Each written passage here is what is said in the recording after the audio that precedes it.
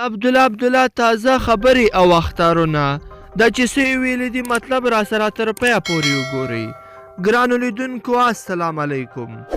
د افغان حکومت اجرایه مشر او د ثبات او همپالنې ټاکنې ډلې مشر عبدالله یو ځل بیا ګواښ کړی دی چې نور د ولسمشر محمد اشرف غني د یو اړخیزه کړنو پر وړاندې زغم پای ته رسېدلی دی او که دا حالت دوام وکړي نو دی به هم ورته اقدامونه پورته کړي.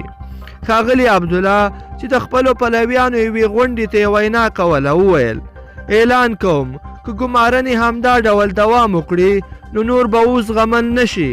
موږ به د قانون او سیاسي هوکړې د پلي کولو لپاره له ګمارنو نیولې تر هغه ځایه چې وي لازم اقدامات او اجرایات باید وکړو.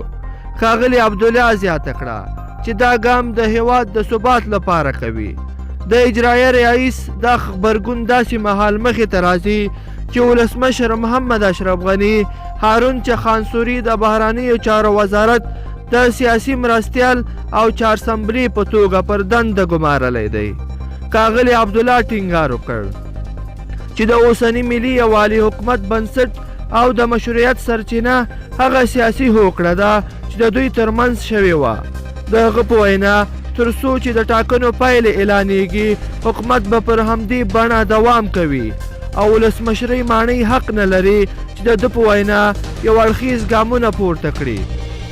د حکومت اجرایه مشر وویل د دې یو اړخیزو ګامونو له امله د هیواد مهم بنسټونه ګډوډ شوي دي.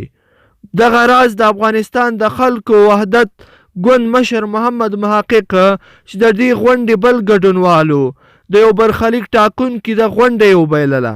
ښاغلي محقق له عبدالله غوښتل چې د ولسمشر غني د کړنو پر وړاندې دې ودرېږي او د ملي یووالي حکومت د هوکړې پر بنسټ دې کسان پر دندو وګماري. د ولسمشرۍ ټاکنو پایلې د دې غونډې د ګډونوالو د خبرو یو بله مهمه برخه وه. د خلکو د وحدت ګوند مشر محمد محقق په دې تړاو نړیوالې ټولنې وغوښتل چې د ده په وینا د خلکو سره د درغلي کوونکي په وړاندې دې هم ودرېږي. ګرانو مینوالو په دې هیله چې مطلب به مو راسره تر پایه پورې کتلی وي. که چیرې مو همدغه ویډیو خوښه شوې نو در سره لایک یې کړئ او ملګرو سره یې هم شریکه کړئ.